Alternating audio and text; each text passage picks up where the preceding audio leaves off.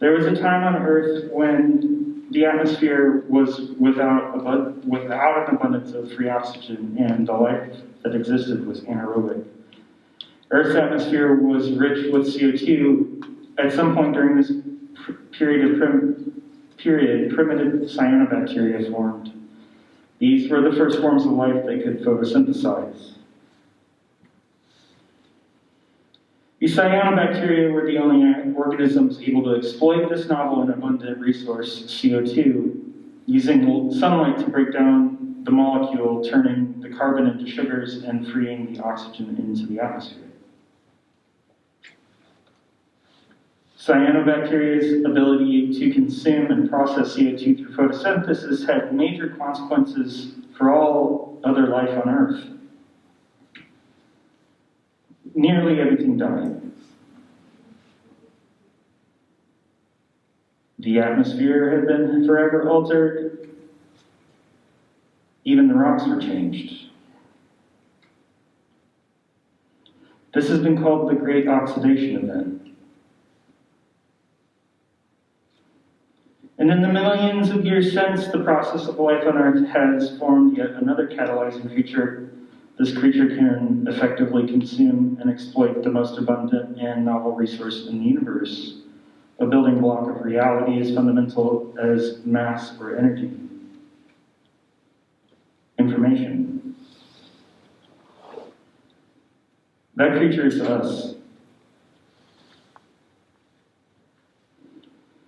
It is certain that life on Earth will continue to be and forever will be altered by our unique adaptation in ways we have yet to even discover or imagine, despite whether we continue to exist or not. This has been a certainty since we came into conscious and reflective awareness of ourselves, along with our environment, as well as ourselves in relation to our environment. Each step we take forward in our relationship with information should be taken with both the utmost care and personal responsibility in mind. Our consistent, continued, and ever-growing awareness of the complex nature of reality increases the need and desire for the coupling of universal accuracy and efficiency of information, while exponentially increasing our reliance upon technique and technology to do so.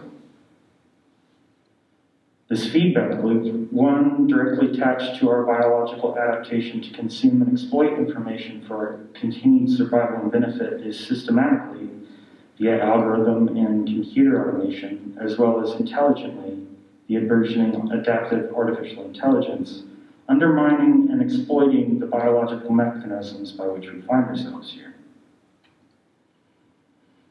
As of right now, we have no sufficient biological, technological, or social mechanisms by which we can combat its effects on the human population. This is a female Australian giant jewel beetle. And this is a stubby. This is a male giant jewel beetle attempting to mate with a stubby. These are many male giant jewel beetles attempting to mate with a stubby.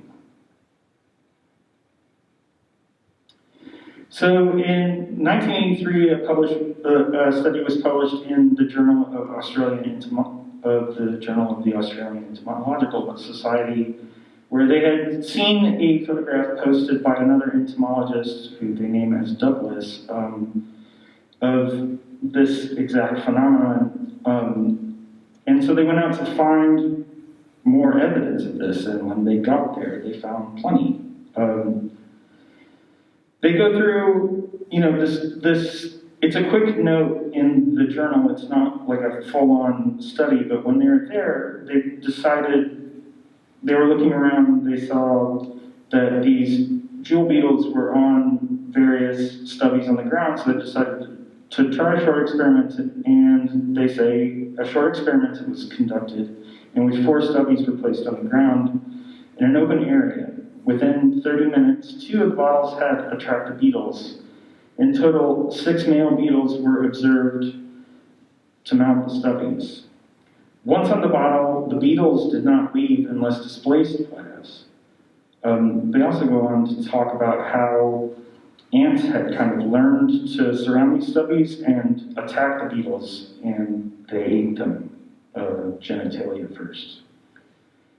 The stubbies were acting in what they call as a supernormal releaser, which is something that I'll get to in a second, and that a discarded wine bottle of a different color, brown, held no attraction. So they obviously could distinguish between the stubby and these other wine bottles, and the stubby held the attraction. So a supernormal stimulus, or a superstimulus, is an exaggerated version of a stimulus to which there is an existing response tendency, or any stimulus that elicits a response more strongly than the stimulus for which it is evolved. So the stubbies were actually acting as superstimuluses, but there was something about the stubbies that made this happen. And that is that the information that the stubbies were giving to the beetles was similar enough to the coloration, the shininess, the sparkliness, everything that made the female beetle appear attractive to the male beetles. So these stubbies were actually looked like the babiest babe of beetle babes. So consider this concurrently with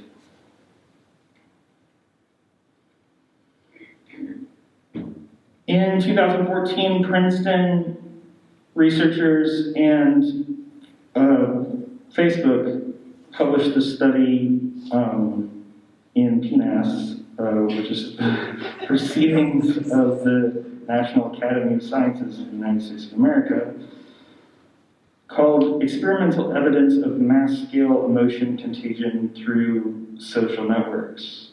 And the significance that they found was that we show via a massive N equals 689,003, N being the sample size, and the number being people, experiment on Facebook that emotional states can be transferred to others via emotional contagion, leading people to experience the same emotions without their awareness. So they did this by filtering the newsfeed, and how they filtered the newsfeed was and showing to various groups. So if you notice, that number is divisible by 3. So there were 3 groups. There was a positive group, there was a negative group, and there was a control group that didn't really see much. But what they would do was, for the positive group, they would send more positive posts in their newsfeed from their friends, and then from the negative group, they would send more negative posts in the newsfeed from their friends. And they did this by determining whether the post was positive or negative if they contained at least one positive or negative word, as defined by the Linguistic Inquiry and Word Count Software, LIWC 2007, word counting system which correlates with self-reported and physiological measures of well-being, which has been used in prior research on emotional expression and was adapted to run on the newsfeed filtering system so that no text was seen by the researchers. So this was double-blind. And what they found is concerning. First, and it highlights several features of emotional contagion, which is what their supposed goal was. And emotional contagion is when you're around your friends, do they make you happy? Do they make you sad? When someone walks in, how does that happen, right? So the first thing they found is because the newsfeed content is not directed towards anyone, contagion could not be just the result of some specific interaction with a happy or sad partner. We show that simply failing to overhear a friend's emotional expression via Facebook is enough to buffer one from its effects. Second, although nonverbal behavior is well established as one medium for contagion, these data suggest that contagion does not require nonverbal behavior. alone. It appears to be like textual content alone appears to be a sufficient channel. This is not a simple case of mimicry either. The cross-emotional encouragement effect, e.g. reducing negative posts led to an increase in positive posts, cannot be explained by mimicry alone. Further, we know the similarity of effect sizes when positivity and negativity were reduced. This absence of negativity bias suggests that our results cannot be attributed solely to the content of the post. We also observed a withdrawal effect.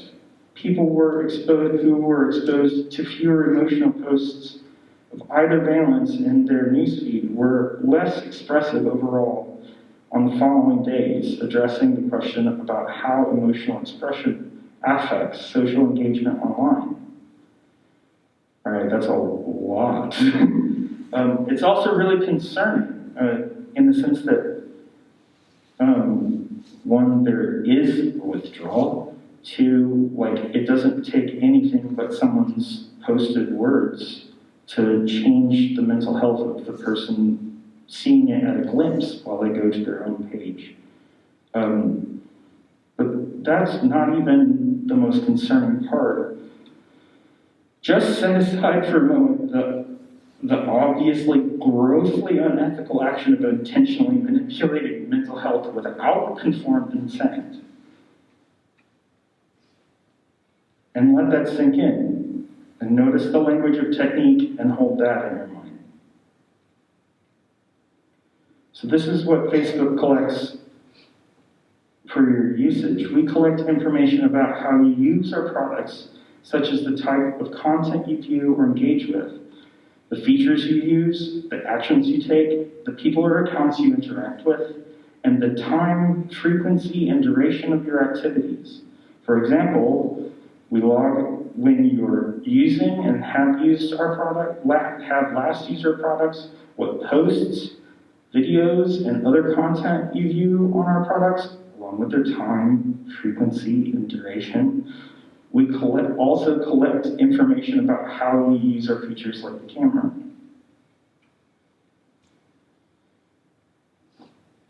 And just after this study came out, they had to change their terms of service really quick. And if you look at the inside of the study, the researchers quickly and kind of sneakily justified that since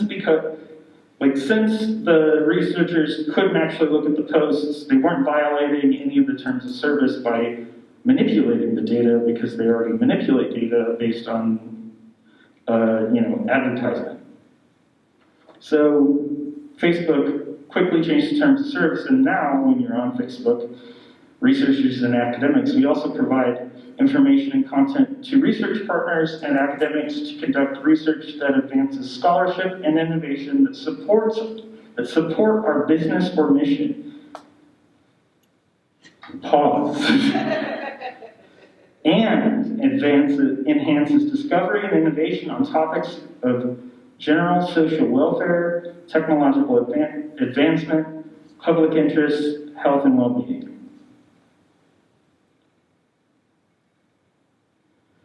This is Facebook's mission. Facebook in 2004, founded in 2004. This is off their Facebook mission statement, their Facebook investor relations page.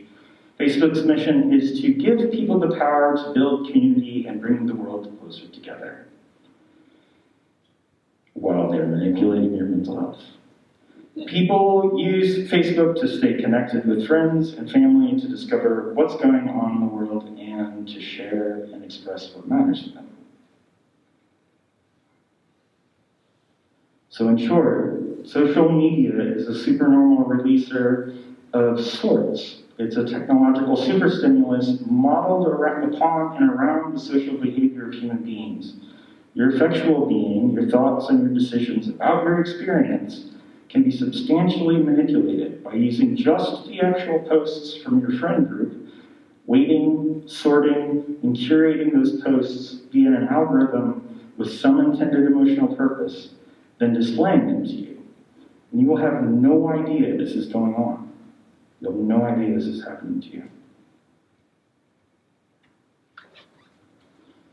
So now I would like to read, a couple pages from it's a small text from Jacques the Technological Society. And the following text is from the Technological Society by Jacques Ellul, published in French in 1954 and then in English in 1964.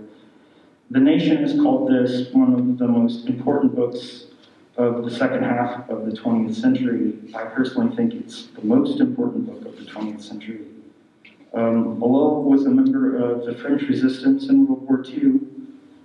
He was also a post-war writer and intellectual.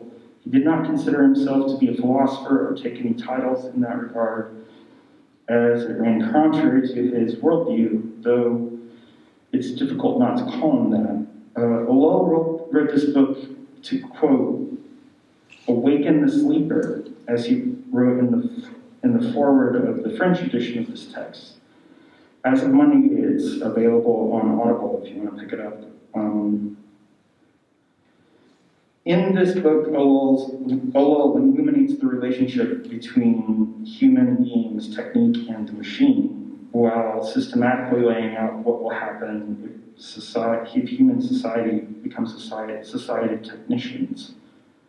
I think we might all find this text a bit humbling and maybe recentering. I know that I do, but it also contains the seeds of this information we need to navigate from now into the future with agency as individuals and as a society.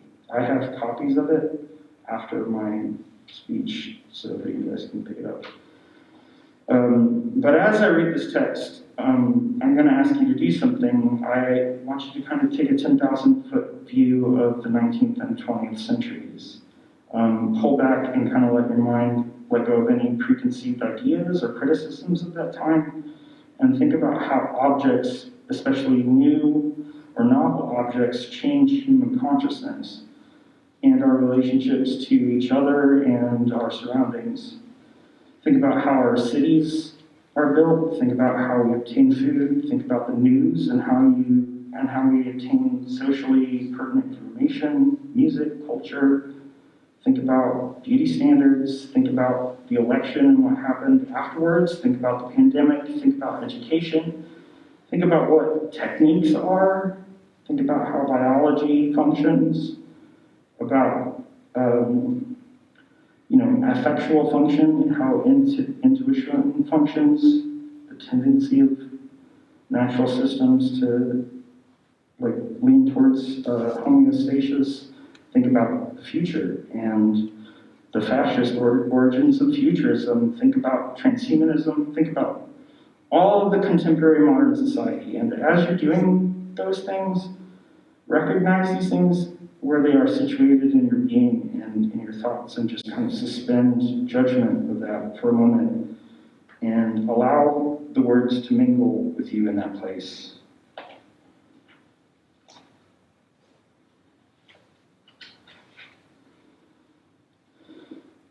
It is useless to rail against capitalism. Capitalism did not create our world, the machine did. Painstaking studies designed to prove the contrary have buried the obvious beneath tons of print, and if we do not wish to play the demagogue, we must point out the guilty party. The machine is antisocial, says Louis Mumford. It tends, by reason of its progressive character, to the most acute forms of human exploitation. The machine took its place in a social milieu that was not made for it, and for that reason created the inhuman society in which we live. Capitalism was therefore only one aspect of the deep disorder of the 19th century.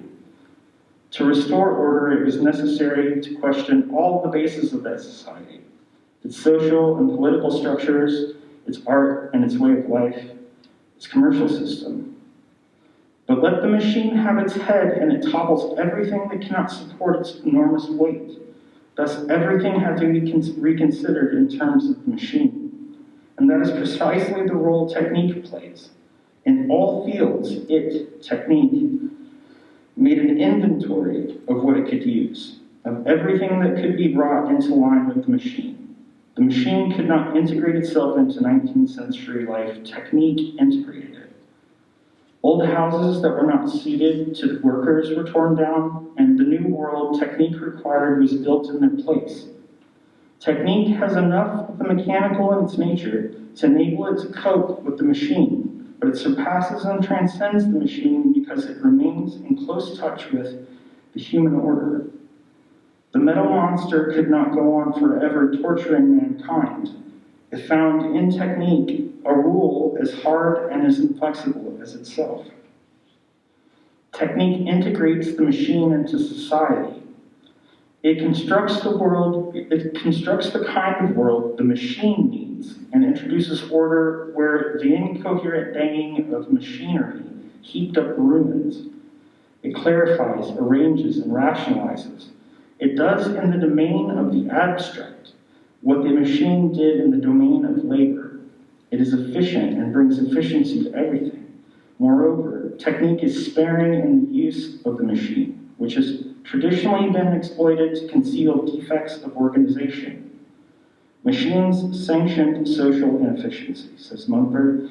Technique, on the other hand, leads to a more rational, less discriminate use of machines. It places machines exactly where they ought to be and requires of them just what they ought to do.